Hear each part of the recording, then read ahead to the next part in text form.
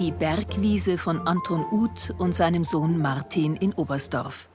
Heute geht es um einen kleinen 2,5 Gramm Goldbarren und die Ehre. So viel Beachtung hatte die Wiese noch nie. Eigentlich haben wir gedacht, da kommen 2 oder 3 Liter, aber...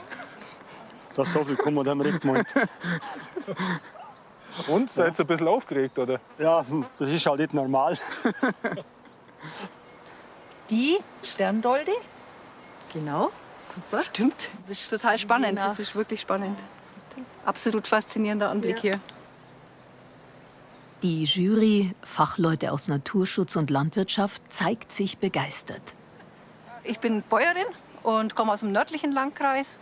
Ja, also hier sind jetzt einige Arten zu sehen, die gibt es auf unseren Wiesen nicht. Solche Bergwiesen sind regelrechte Sammelbecken der Artenvielfalt. Expertinnen des Biodiversitätsprojekts haben wochenlang eine genaue Vorauswahl getroffen.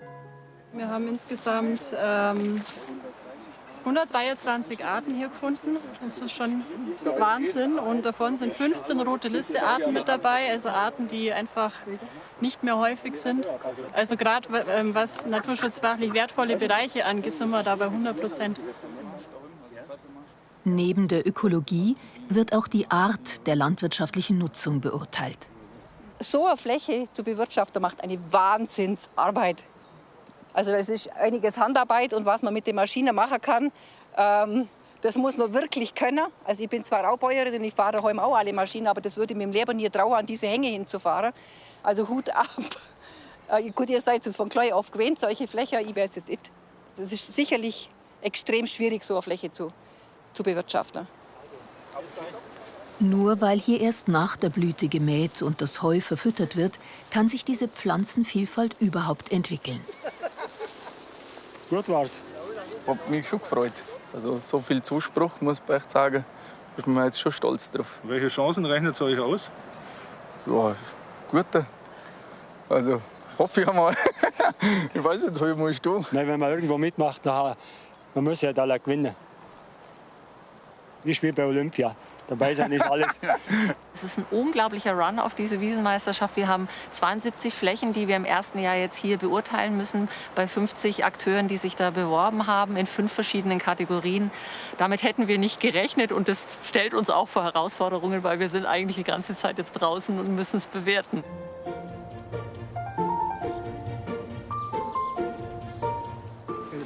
Grüß dich. Bergwiese Nummer 2 liegt noch höher, am Berghang des Nebelhorns.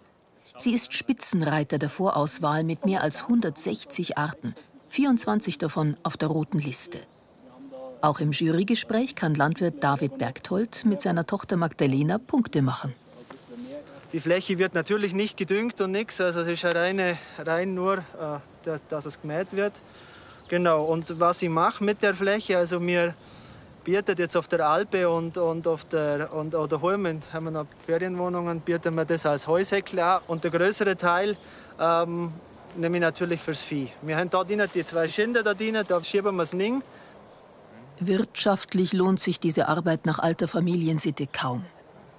Ich lebe es eigentlich so weiter, wie es vorher war. Und wie gesagt, wir werden halt weniger. Also mein Opa damals, der hat 16 Geschwister gehabt.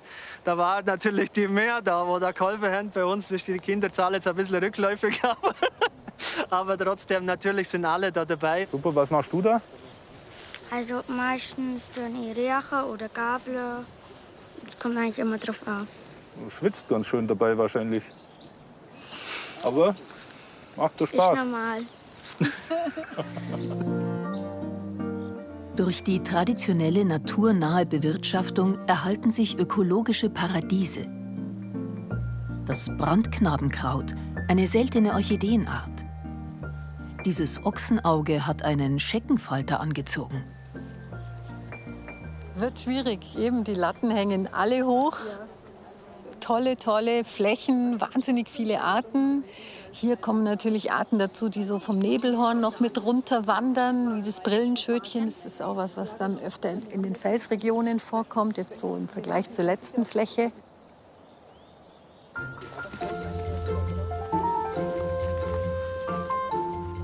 Der Weg zum nächsten Kandidaten führt in den Wald, wo der Bauer eine Lichtung frei hält. mit einer Feuchtwiese fast wie im Märchen. Die abgelegene Wiese hat alle Veränderungen auf dem Hof überdauert, dank Franz Abrell aus Ofterschwang. An dem Tag, wo ich geboren bin, hat meine Mutter den Hof noch den ganzen Tag geschafft und hat die Wiese bewirtschaftet. Somit bin ich eigentlich mit der Wiese schon auf die Welt gekommen. Das ist die erste besondere Geschichte. Und als Kind war ich schon immer gern der Hof. Ich habe das schon immer geliebt, der Hof zum Schaffen. Vor allem aber auch das Spiel nachher im Wald in der Pause. Dann, wo ich in der Schule war, Landwirtschaftsschule, die Semesterarbeit, habe ich auch über die Wiese gemacht. Ja, weil es mir einfach immer was Besonderes war. Und das bekommt er jetzt schriftlich.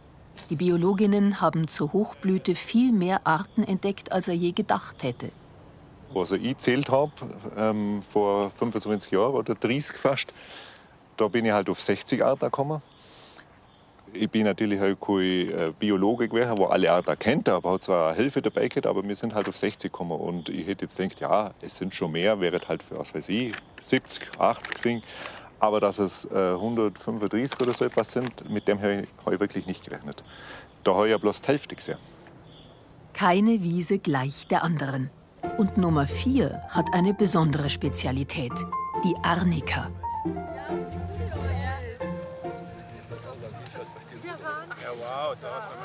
Die streng geschützte Heilpflanze steht heute gerade in der Hochblüte.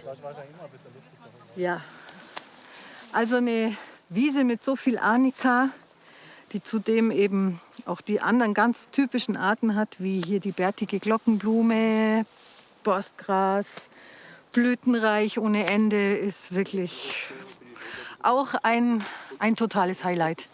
Hast du schon einen Eindruck, wie du da bewerten willst? Ja, nee, das am Ende des Tages. Das muss ich mir noch in Ruhe überlegen. Das sind natürlich alles wertvolle Wiesen. Jetzt wird es richtig schwierig.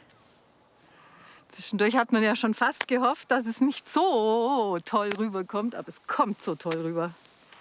Ja, wird schwierig. Und am Anfang haben wir noch versucht, nicht drauf zu treten. Je mehr man ins Detail geht, desto wunderbarer zeigt sich die Vielfalt. In dieser Kategorie der Bergmähwiesen werden am Ende 3 ausgezeichnet. Es ist schon noch so, dass wir, glaube ich, sehr, sehr stolz darauf sein können, wie viele Flächen wir haben, die noch, sage jetzt mal, so einzigartig sind wie diese hier. Aber natürlich ist die Sorge schon da, dass wenn, ja, ich sage jetzt einfach mal, die Landwirtschaft sich so weiterentwickelt wie im Moment gerade, dass wir das nach und nach verlieren. Und eigentlich, und das ist der Grund auch für diese Wiesenmeisterschaft, ja, eigentlich sollten wir es erhalten. Und ich denke, diese Wertschätzung, ja, motiviert vielleicht auch den einen oder anderen, da weiterzumachen. Um hier zu entscheiden, braucht die Jury noch etwas Zeit. Aber egal, welche Wiese gewinnt, alle sind Gold wert. Für die Artenvielfalt und die Allgäuer Kulturlandschaft.